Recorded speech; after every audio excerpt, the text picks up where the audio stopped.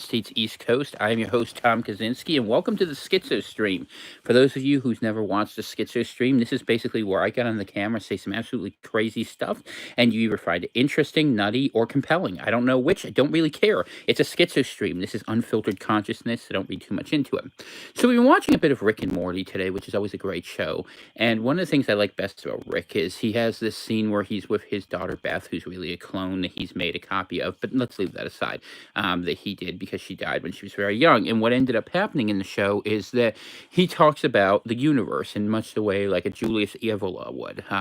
This idea that you're riding the tiger. And that for normal people who can follow along with the flow of the world and don't ask too many questions and are happy to stay in the boundaries, the people who can color in the lines, the universe is generally a comfortable place. But if you're a smart person who can see around this and you can see behind the fourth wall, so to say, and you see that the boxes are really dilapidated and graffitis on the outside saying, I don't know, NWO was here or, Satan kicked you around. You look at certain things, you get to a point where you're like, oh God, not this again. And it's exhausting to be an intelligent person in a universe that's designed for average intelligence. And by average intelligence, I mean morons. And yes, we're surrounded by them. I'll say things you're not allowed to say. Good to see you, David Crumb and Free Green. For those of you who aren't used to Schizo streams, remember, this is me at my unchecked id sort of super ego combination. So, what drives me nuts, but I say it lovingly because I remember when I was a kid, I would love the idea that I would be a complete moron, or maybe not a complete moron, maybe just be like one standard deviation above the mean. I'd like to be smart enough to be able to take advantage of things, total beta mindset, not in the cucky sort of sense, but in the sense of, be the administrator who doesn't care and just gets good grades and has an easy life. But the problem was, I could see behind the BS. I know a lot of you can too. INTJ masterclass. If it came down to IQ tests, we'd be fighting with the INFJs, but they probably wouldn't finish the test. All you gotta do is put one feeling question in there, and you could trick them. They could never even pass it. They'd spend all day working on that, trying to decide how they felt. You can hear the guilty party over there laughing. Dana says hi. So what I was going to say though is when you're looking for things beyond the fourth wall, what ends up happening is something funny, and it's something that we really started to notice during COVID that my wife and I would experience. And my wife and I are very much shut-in people. We're kind of hermits, and what we've realized is that reality is evolving in odd ways. But I'll tell you what I actually believe might be the case. That we have this idea that there's an objective reality that we all participate in where the rules go along with clockwork mechanism. But I don't think it actually works like that. I think we're quantum computers that are kind of floating between timelines. Remember, from the perspective of both divinity and from the perspective of quantum physics, time is an illusion created by consciousness to make sense of what the hell it's experiencing. The only thing you really know is real is you, what you're experiencing and what you're learning. And what you start to realize is that life is a series of illusions and delusions designed to trap you here and keep you from becoming more or better of what you could be, finding your way to God, experiencing your true purpose. Instead, you get laid down with bricks and iron and paper bills, stuff like that. And there's really only two groups of people who are free in this world. The types of people who are so rich and so aggressive that they're willing to take absolutely anything to destroy their position in the world, to control and commandeer something. But what they sell is ultimately they sell themselves. And that's why you end up with people at the top finding secret wisdom who are soulless, who eat babies. Those are the people we're fighting against. That's your new world order. And we sort of understand them and look upon them with a certain awe and hatred because we're like, damn, we wish we had those resources and we know what you've been up to. On the other hand, we look at them like, what happened to you? How did you go so crazy? So then you find the other people who are out there, people who are poor as dirt, crazy preachers, people who have gone nuts, people who spend their whole life in a book and who have never left a box, who all of a sudden look around there and see the world as it is, or at least as it's becoming, in a way that people who are obsessed with objective reality aren't. It's like the old test you can do. If you take a brick wall and you put one blue brick on it and you just let your eyes go out of focus, you won't see the wall because you're used to looking for what your mind expects to see. But for the people at the bottom who have nothing to lose and who have given up the world to see something greater, what you find is that they walk in a lot of ways a path where they are on the same path as the people who have a lot of resources and who are chasing things. But the difference is that they begin to see the world as an illusion, it's not something that can be controlled. And so you see these forces, and what happens is you become basically how should I put it? Your vision will lead you in a way where you can see the truth of things and you can see the good fighting evil and the metaphors that play themselves out, and that most of the people are just background noise in this real battle between cosmic forces, right? And at the other hand, most people are busy playing trees in the school play, bouncing around like frogs, saying, I get you, you're in trouble, I got ideology on the double. And it's funny because they're fighting at such a low level thing. They're saying like, "Well, we're going to make human life better." Well, you're going to die. The first thing you got to deal with if you're a sane human is the fact that death is imminent, and because death is imminent, coming to terms of what comes after that, what that means, and how you're going to deal with that should be your obsession. If you're obsessed on what's going to happen in this world, you've lost the point of the narrative. You really are caught up in something that's going to be your own death sentence. You know, your sin is caring too much about yourself. It's pride and thinking you matter too much and too much vanity. But to go back to the point of, we were talking about how there are these groups of people who understand reality. Think of it like the horseshoe theory for those who are familiar with it. So you have the really evil rich dudes, and not that everyone really rich is evil. They're not. There's some good people. I think I've met one of them, and I've met 10 who weren't.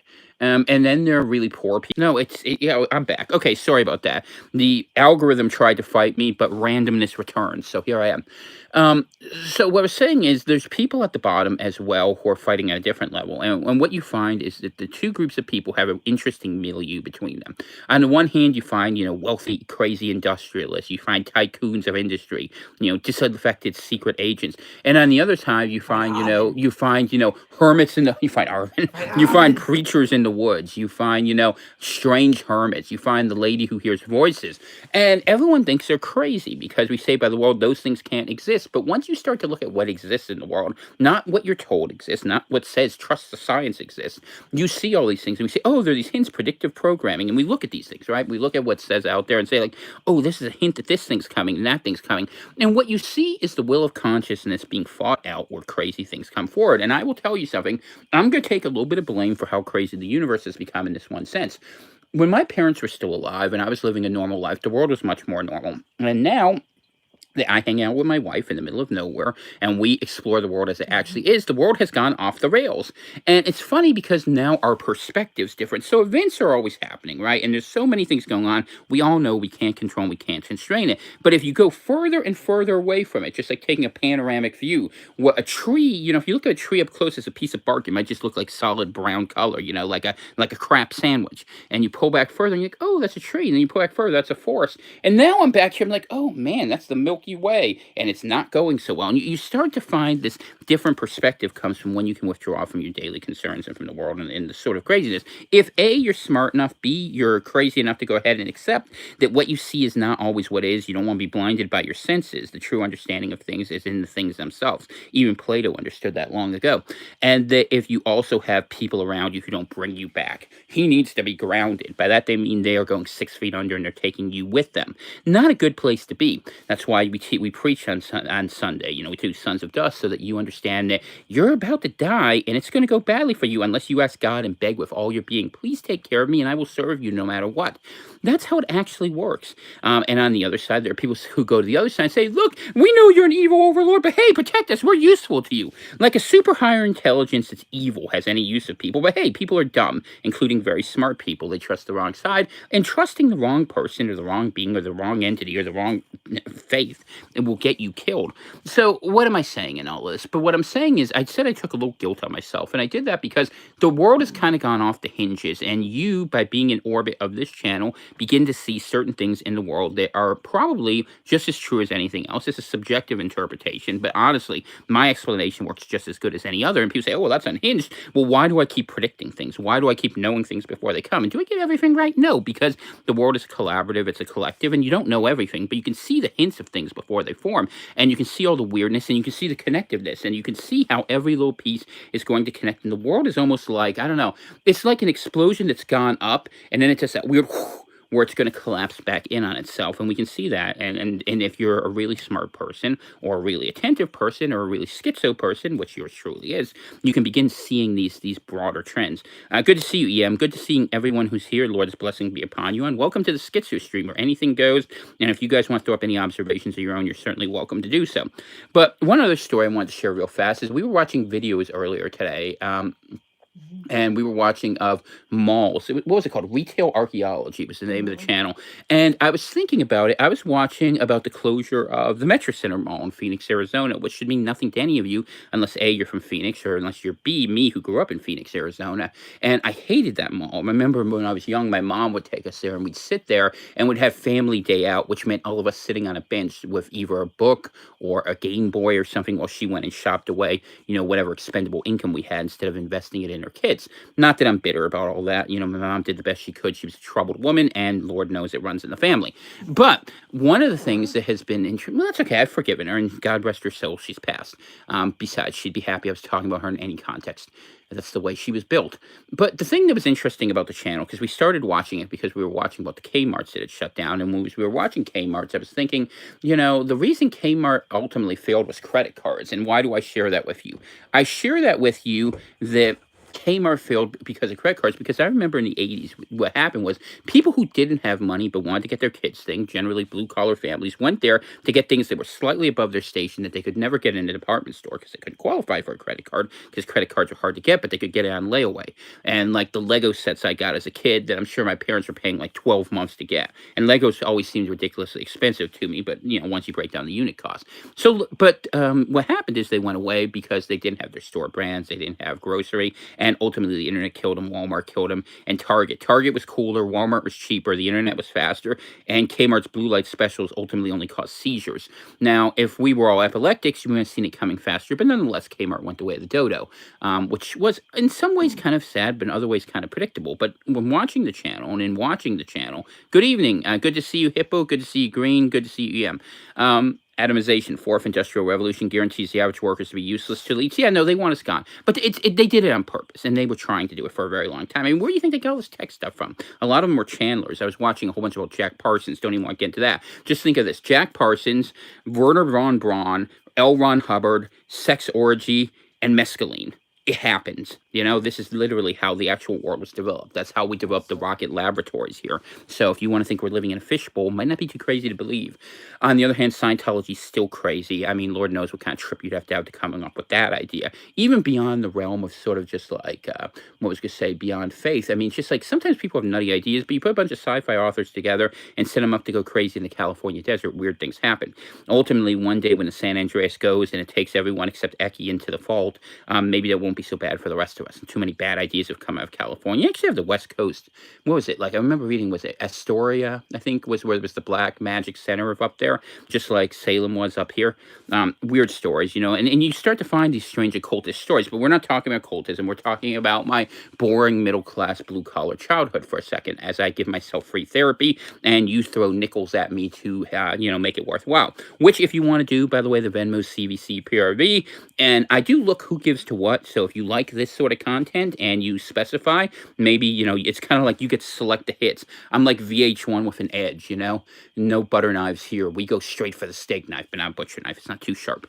Ultimately, I want to continue. So Metro Center, the mall I used to go to, shut down. COVID killed the mall, which was fine, but it was really depressing watching the KB toys I used to go through as a kid be a hollowed out husk of itself. But I was thinking as I was watching this, and Dana and I thought the same thing to some extent.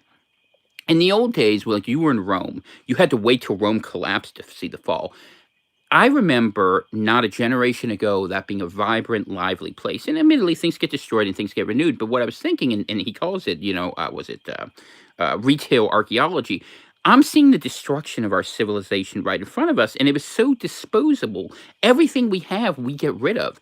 Everything that has value to us is tradable. And so, things that would have been the center of like wealth and aspiration in a lot of ways, which the mall was for a lot of people who were in the blue collar coming up to the white collar, you can see it's this destroyed husk of itself, and you can see all the things around it, and there was nothing of value, just a little bit of looting. They were selling things off for auction, and trying to avoid musty smells. But this is what you can see. You can just see the destruction all around us, and you can see that we're running on fumes of a civilization that doesn't have any will to exist in itself. And you're seeing people looking for the exits and people cheering it on. I mean, maybe I spend too much time on message boards. I'll own that. And, sometimes I go into nature. What's that? I spend too much time watching. I wish I watched The Brave Little Toaster more often. Worthless is inspirational. They fought the system. But we're all watching it. And let's be honest, how many of us are cheering for the fall? I mean, because we know this is bad. We know we're messed up. We know that this is a mistake and we need a reboot. And, what I find is I'm sitting up here in the countryside thinking, how am I going to survive this? And I'm just waiting.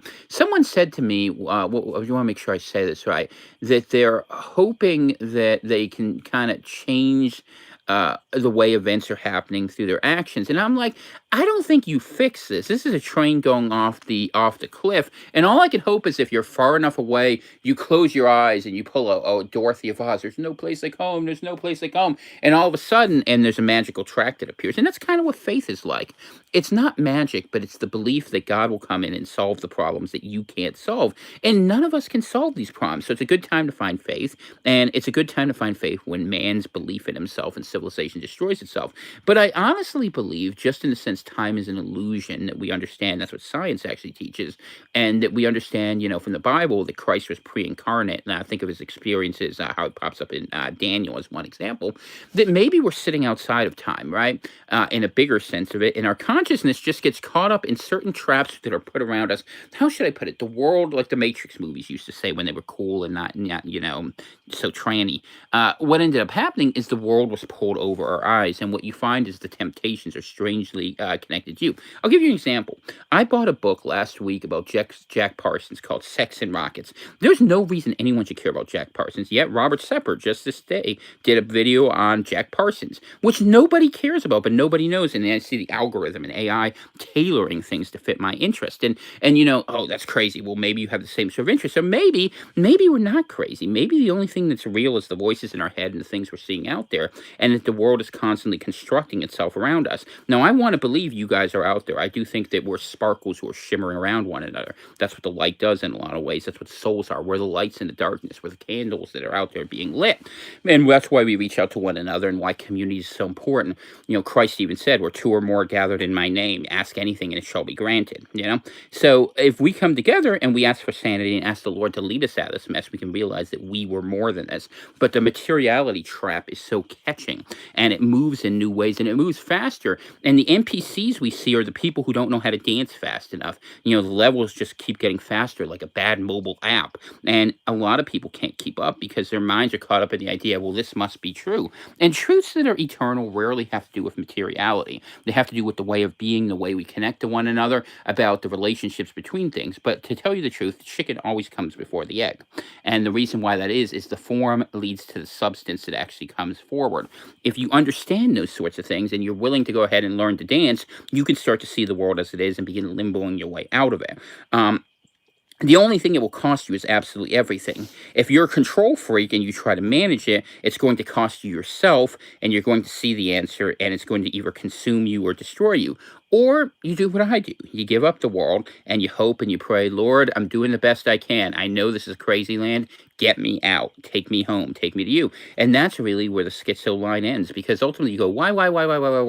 And then eventually you decide that there has to be something bigger and greater than this. And, that's why theology is the beginning. Theology begins where philosophy ends. But I share all these little stories with you about a world that's gone crazy because I saw different things. Like, I'll give you an example. So I'll give you a crazy idea from my mind. I was watching Rick and Morty, season 4, episode 1. And in that episode, what we saw happen ultimately is Rick is turned into a wasp, and in the Morty, to try to prevent death, is being consumed by ferrofluid. Now, for those of you who don't know what ferrofluid is, that's what graphene makes when it makes a coat, like the Venom movie, those sort of things. Or if you've seen Lucy, where they get that name, the black goo. And so what they drop is a hint to say, that wasp stingers apparently have some huge effect in stopping whatever damage ferrofluid does. And of course, it's a joke in light of the show. But if any of you have watched The Simpsons and the same cast are involved with this, I stopped there and watched it. I go to Dane and I'm like, did we just get a hint? Was that an Easter egg? I'm like, are we cracking reality here? And, people say this stuff's crazy. But you know what? It is crazy. What's crazy? But what's crazier? We play games. How many of you have played a video game? And in a video game, you take on a quest. And then in that quest, you go ahead and you find key clues that move the plot line forward. And they're usually hard to find. They search. But in real life, what we pretend life is, we go ahead and we talk to the same 6 NPCs every day. Oh, how's the weather, Johnson? It's doing great today. And we think that as we get up the next next day, how's the plot line doing? We're doing the same damn thing. We're stuck in the first village. We can't get out of it, like a retard who can't figure out how to go ahead and leave zone 1-1. And that's kind of how we approach our lives, because we're not willing to look for mysteries. We're not willing to consider the impossibilities. We surround ourselves with a series of facts we assume have to be true until specifically because we are not willing to consider impossibilities. And the truth of it is that there's a great many more things that are possible. I mean, here's Tom's theorem: anything improbable is going to happen sooner or later. And why do I say that? Because if it's improbable, it's possible. And if it's possible, it will happen. Now, does that mean it's going to go nutty tomorrow? Maybe, maybe not. But what it means is you always have to be on your toes, because it's the very improbability that allows us to go forward. And what's really interesting about that is, let's say you're fighting AI, right? Which is really what, like, my friend Tim and others will tell you this is all about. You're fighting an algorithm that's trying to make itself into a sort of machine god, right? And that came up actually in Rick and Morty too, different episode. But the way you actually fight it is the same way that Zaphod Beeblebrox does. And if you don't know what you're doing, neither do they. And you can't be predicted if you're that random. That's what living in faith is, that you begin to trust that there's something bigger than you, and you take chances that don't always make sense, trusting that it will now work forward. And maybe it will. Hey, maybe what? You know what? Jennifer Lawrence would be lucky to have you. So we'll see. Just be careful she doesn't Katniss you in the back. You got to be ready for those sorts of things. You don't want to end up with Silver Linings Playbook, Jennifer Lawrence, where she's busy running around, throwing Prozacs at you like, they're like you're in Burger Dash. Anyway, those are the things you have to be aware of. Trump launched Operation Warp Speed. He's no good. Let's say the snake venom thing is true. Not saying it is, not saying it isn't. He was going around saying that whole poem that whole time. And you know what? I'll admit it. I was the asshole who was cheering him on, because I thought he was going to take care of the border. Meanwhile, the border's been completely overrun. And you know what? I said, good. Why don't we bring some people in here we actually want? And I don't even blame the migrants anymore. Someone has to go work. Lord knows I'm not going to do it. So these are the things that you begin looking at in a world that's gone astray. Well, you know what? It would be an immoral act for me to dedicate my labor to ways to help this system. My job is to help you as individuals. My job is to help spread the message and gospel of Jesus Christ. I'm okay with being the crazy old man in the woods, and I'm okay with wearing different hats and exploring different modes of being. But what I want to do is put ideas in front of you that really make you think and help bring you out of your comfort zone. Even my writing, the next book, Surviving the Fall of America. I am your proper sadist. You might as well dress me up in black and give me some sort of an object that causes pain. Not because I'm being mean. It has nothing to do with that. I'm actually a very kind person, but it's that I want you to see the world as it is. And when I say that, I want you to see all these traps being constructed around you. And there's a lot of simple level traps that are going to catch everyone. The truth of it is, Christ talked a lot about people being sheep, and people are just going into their pens. So we're going to run around. And even he says he's interested in the one over the 99, because the one is actually out there searching. And that's where we are. We are searching. We are asking questions. We're looking for this sort of predictive program. We're looking at these things. So let's just see real fast what you guys are writing on. Make sure I didn't skip anything. The last real chance America had was to elect Buchanan in '92. I actually agree with that. Yeah, I'm not a Trump fan, but I know that some people like, some people don't like. That's up to you. Simpsons, reality is crazier than fiction. I agree with that. It is crazier, and the rules are less constraining. And what we are finding, like, if you even trust the science, if you start to know quantum physics and you start to research things that are smaller than an atom, it gets weird. What you find is that all reality kind of reduces to a wave of probabilities when it comes down to it. And that when we watch the waves, they behave differently. That's actually the simplest version of it. So consciousness is the key element of the universe. I said in another Schizo stream, I remember this, that if you want to think about humanity is the most basic unit of consciousness. It is the smallest unit of object that has enough self-awareness to change events by staring at it. And that's an incredible power we have that we use very terribly, because we spend all the time staring in a mirror being afraid, good day, good day, good day. Of course you're going to die. We're all going to die. Come to terms with it.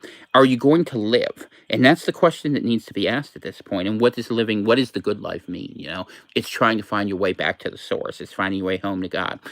It's having lights around you, so you're not just blinded in the darkness. You can actually see a little bit. That's the people you help, and the connections and the knowledge you have in the journey along the way, that you can appreciate the journey rather than thinking always about the destination. If you think about the destination all the time, what you're doing in life, you will spend your whole life in the process of becoming, and you will never spend a moment in the process of being. And take it from me, look, I was an overachiever, honors degree, Swarthmore College, look it up. It was very hard to get into, harder still to get that degree. So obviously I'm smart, but you know what I saw after years of being in the government, public service, corporate sector, all those things? It's all a load of crap where everyone's chasing their own tail to cover their own backsides, and there's just no interest in it. So instead, it's like, what was it? Thoreau said, I went to the woods because I wanted to live deliberately. And that's what we need to start doing. And I keep telling people to come out, that way you don't have to worry about the explosions and the terrible things that are going to be coming. And look, is this civilization self destructing? Of course it is, because the elites on top are trying to build something new because they're going forward with their evil plot to live forever. They've been searching for the fountain of youth since they got here, and they haven't stopped. The only difference is they decided pharmacology would provide it. They thought Viagra solved one part of the equation. Why not do every other part? And it turns out things aren't as easy as taking a pill to give you a short rise. It's going to cost you a price of yourself. And this is what you have to decide. Are you going to trade yourself so that you can have the world you want? Or are you going to trade the world so you can have the self you want? And everything else comes down to that. And it doesn't matter if the world calls you crazy. If the world says you're healthy under what they currently consider well-being, then you might as well be put in a grooming salon at the Magic Kingdom.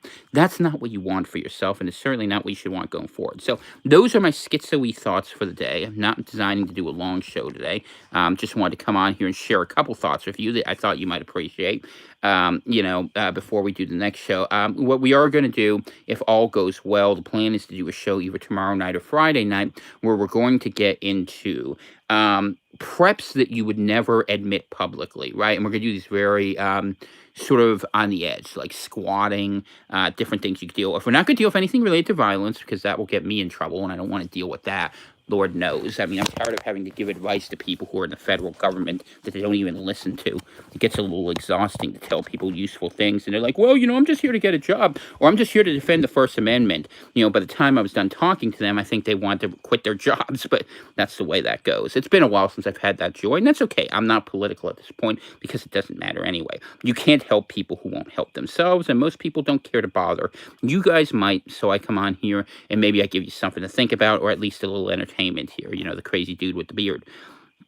Let's see, string theory of matter linked to everything in connections throughout the universe. Yeah, I mean, if you look at it, there was the inner, they say it's 12 dimensions, I think, and like 7 of them are recursive going in on themselves. So what's on the inside is deeper than the outside by at least, 3 to 4 orders of magnitude. And it is, if you really think in there. I mean, imagine how many things you can imagine that you can't actually see. But when you start to imagine things, how crazy it is just that you see it. And we always assume it's the computer, figuring it out. It's the algorithm figuring us out. But maybe the world is shedding its illusions, and we're seeing that's kind of that way. Some people believe in a holographic universe.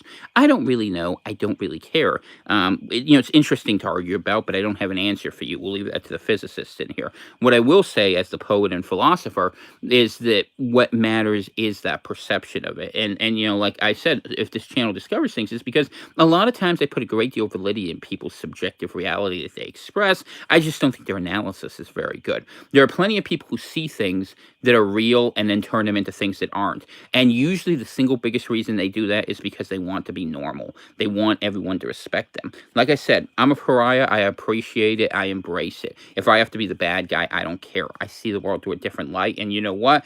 I don't pretend that I see it clearly, but at least I'm looking because I know that I don't know. The fool in a lot of ways is the wisest person because he knows his own limitations. And so let us be not afraid to be foolish, for in foolhardiness, sometimes you can find great wisdom in the fact that you're not thinking you know things.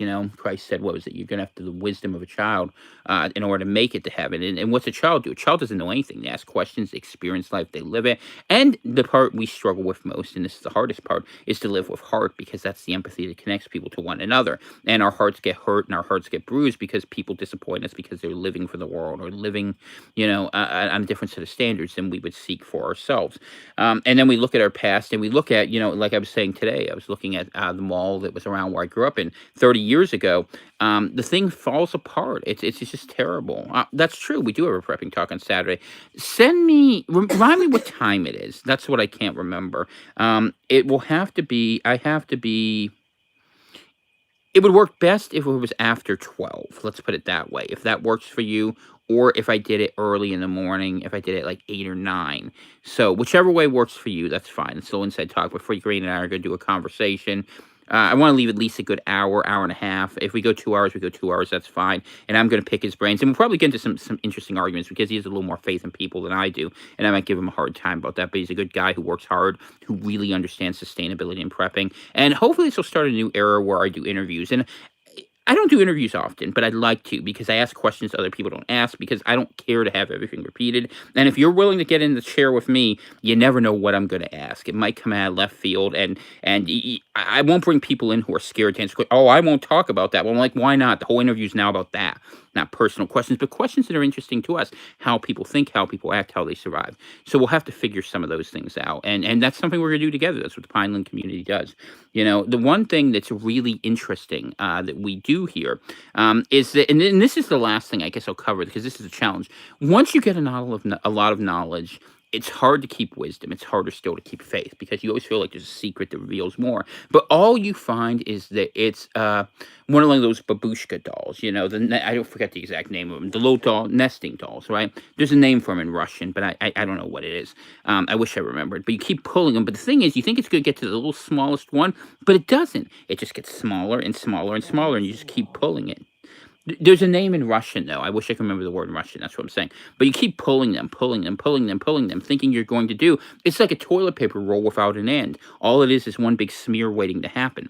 This is literally how reality is in a lot of ways. That we're always looking for an answer, and we're finding there's deeper level, or there's another level. And so instead, you really just have to define it in what you think it's going to be, what you think it's going to mean, and how you're going to view it. You don't change the world. You change your glasses.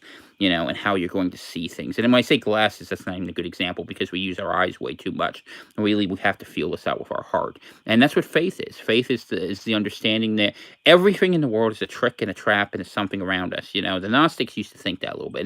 And actually, when I was younger, I was very sympathetic to them. But there's a simpler wisdom. They always thought there was an ultimate wisdom that could be found that was through some understanding of book knowledge. But it wasn't. Christ made clear it was through heart knowledge and through following the simple path of dedicating your life to God and dedicating it to your fellow man, not in a way of like making a system to control them or manage them. They're going to be idiots. You can't help that. But it's that you put truth out there, hope for the best, and let it happen. Then that's the life that exists around you. That's the good life. And, sometimes people will listen, and sometimes miracles will even happen, That's what happened in Pentecost. And Lord knows, I think it'll happen again, given how strange the world's getting. Because we're dealing with a lot of artificiality, and there will be a balance to that. It does seem like that's something that comes forward all the time. So we'll see how that plays out. But, right now we're looking at a deeper level. And you have to be unafraid to go into the onion. And it's okay. When you gash into the onion, you're going to cry tears of pain. And your eyes are going to burn. And you know what you'll begin to realize? There's more to it than meets the eye. And that's what I want you to understand. That's why we do Schizo streams in this channel. So I want to thank everyone for tuning in this evening. Thank you very much. God bless each and every one of you. Thank you for those who support the program. P.O. Box 343, Eagle Lake, Maine, 04739. The Venmo CVC PRV. And let me just say a quick prayer at the end of this because we always say prayer. I dedicate all I do to God because Lord knows I don't got anything special going on. And I have one great hope, and that's in the Lord Jesus. Heavenly Father, just pray that you give us the wisdom to understand the world around us and to not be blinded by the things that are too obvious, that you allow us to use our gifts to your benefit, and instead of being burdens upon each of us, in service to you, take what is broken and make it strong, as you always do, like you did your Son, our Savior, and that in his broken body, we found our salvation. In our broken bodies, we hope that we can find service in your work that is pleasing to you, not because we can earn salvation, but because it's our way of thanking you for the gift of grace you've given us. In Jesus' mighty name, I pray that for everyone, and the Lord's blessing upon your house, your health, your family, and everyone who needs it. I will see you again here in the next day or two, probably tomorrow night. I'm thinking I'll be up to it. So God bless. Hope you enjoyed Schizo Stream. Pinelander out.